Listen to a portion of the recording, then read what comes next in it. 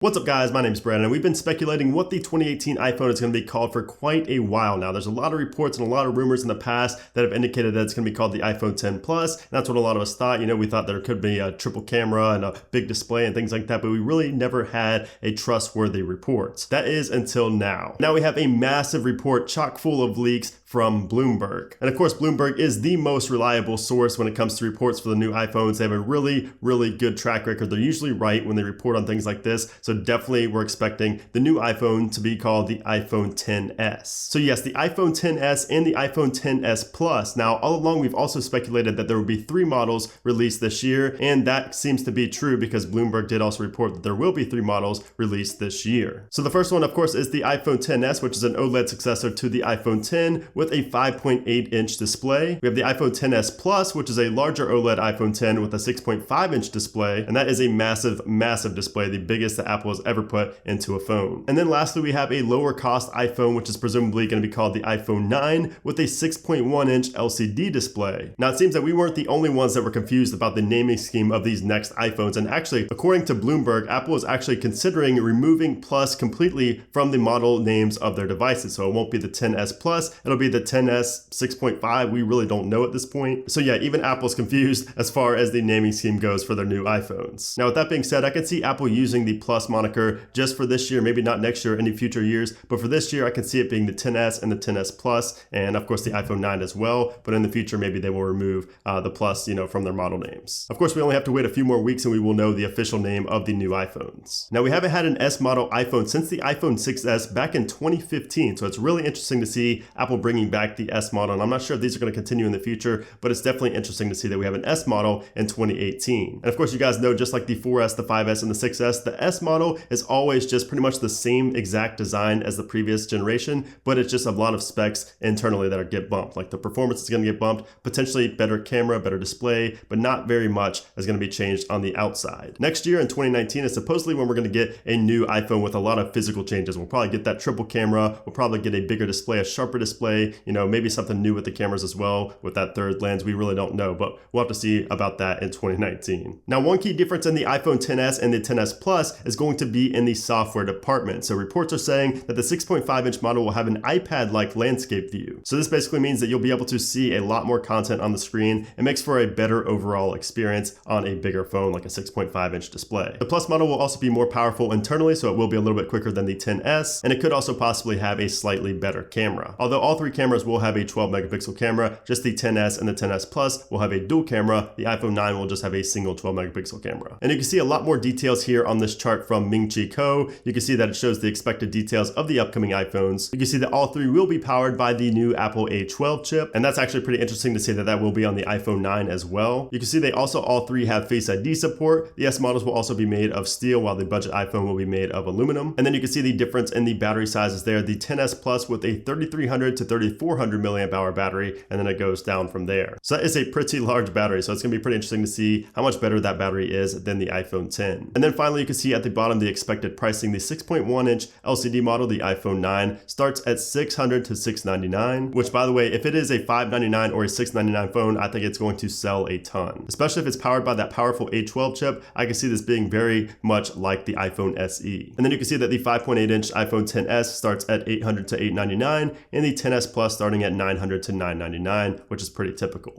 Ever since last year, it's pretty much been the norm to pay $1,000 for a phone. Now, all 3 iPhone models that are going to be released this year are going to look very similar physically to the iPhone 10 of last year. And of course, that is definitely going to confuse customers out there. People are not going to know which is which and which one to pick. So Apple is actually differentiating this by making the iPhone 9 come in multiple different colors. And we're talking about bright colors like we saw with the iPhone 5C. We have your blues, your oranges, your reds, your whites. Now, I'm personally not a fan at all of colored phones in general, but it does make sense for this model, and I'm sure they'll sell pretty well at that $600 to $700 price point. Again, especially when it's powered by that A12 chip, it has the same swiping gestures as the iPhone 10, it uses Face ID. I could just really see that one selling well. And speaking of that lower end 6.1-inch LCD model, it is also expected to ship later on, most likely in October, similar to the same scenario we saw last year with the iPhone 10. The iPhone 8 come out first, and then the iPhone 10 ship later. That's pretty much what's going to happen this year as well. Except for this year, it's not going to be the main flagship that ships out later. It's going to be the lower end one that ships out later instead. So remember the Apple Pencil? Yeah, it's not really that popular right now, but early rumors suggested that it may be getting support for the iPhone, so you may be able to use it on the bigger iPhone. Well, unfortunately, that is not true, at least not for the 2018 iPhones. According to reports, the overall experience of using the Apple Pencil on the big 6.5-inch iPhone XS Plus was not a very good experience, so they're going to push it back until at least 2019. And me personally, after using the Galaxy Note 9 for the past week, I really like having a stylus on such a big display. So I really do hope Apple implements Apple Pencil support with the new iPhones in the future. So Ming-Chi Kuo also expects this year's Apple event to take place on the week of September 9th, more specifically on September 12th. And the September 12th date has also been leaked by a radio station, and multiple other places have indicated that the event this year will be taking place on September 12th. And after they get announced on the 12th, they're most likely going to be released to the public on September 21st. So we'll definitely be finding out the official dates very soon, as the invites for this event will be going out very soon, probably this week, if not this week, then next week. Now, in related Apple news, we also got reports from Barclays that the next generation of AirPods won't be getting released until Q4 of 2019, which is a little upsetting. I absolutely love my AirPods. I use them still pretty much every single day of the week, ever since I got them. So I definitely expected and definitely hoped that the new AirPods would come out later this year, but it looks like they're getting pushed back at least another year. The AirPods have been a huge success for Apple. They've sold extremely well, and I bet the second generation is going to sell even better. So definitely can't wait for the new AirPods, and I definitely hope that they come in different colors this time, like a matte black, a red, something different than just white. Now, Barclays also reported that 3D Touch may be no more as of next year. And I've seen a lot of people report on this, and I honestly cannot see that happening at all. So I'm not going to buy this rumor just yet, but it is out there. I think it could be very possible that Apple is changing the way that 3D Touch works, internally, but I cannot see Apple going away from 3D Touch completely. I mean, this is a massive feature in their software that differentiates it from Android and, any other OS. And it's super, super useful. So I just can't see any reason at all why Apple would eliminate 3D Touch. So we'll probably have to wait until next year for more reports to come out about 3D Touch, but I'm really interested to see what Apple is going to do with it. But anyways, guys, that's pretty much it for this video. Let me know what you think about the whole 3D Touch situation. Also, let me know what you think about all the new iPhones being released this year. A lot of massive leaks and reports have come out over the past couple of days, and it's super exciting right now. So yeah, let me know down in the comment what you guys think. Also, make sure to give this video a thumbs up if you learned anything new and if you're excited about the new iPhones. And as always, expect a lot of content when those new iPhones do get released, as I do every single year. So make sure you are subscribed so you do not miss those videos. The next couple months are going to be crazy. So anyways, guys, thanks again for watching, and I'll see you soon.